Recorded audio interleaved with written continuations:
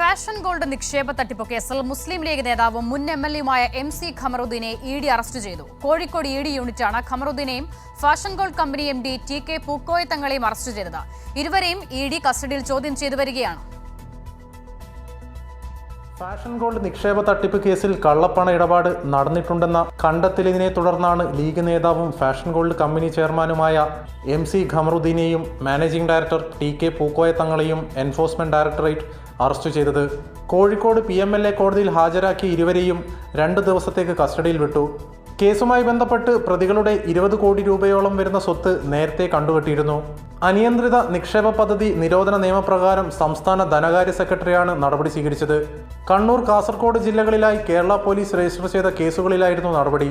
263 പേരാണ് ഇവർക്കെതിരെ പരാതി നൽകിയത്. പൊതുജനങ്ങളിൽ നിന്ന് നിക്ഷേപം സ്വീകരിക്കുവാൻ ഫാഷൻ ഗോൾഡിന് അധികാരമില്ലെന്ന് ED കണ്ടെത്തിയിരുന്നു. പ്രതികൾ ഈ പണമെടുത്ത് സ്വന്തം പേരിൽ സ്വത്തുക്കൾ വാങ്ങുകയും പിന്നീട് അവ വിൽക്കുകയോ കൈമാറ്റം ചെയ്യുകയോ ചെയ്തെന്നും ഇതിൽ കള്ളപ്പണ ഇടപാട് നടന്നിട്ടുണ്ടെന്നുമാണ് EDയുടെ കണ്ടെത്തൽ. ജ്വല്ലറിയിലേക്ക് നിരവധി പേരിൽ നിന്ന് നിക്ഷേപം സ്വീകരിച്ച് 150 കോടിയിലധികം രൂപയുടെ തട്ടിപ്പ് നടത്തിയെന്നാണ് കേസ്.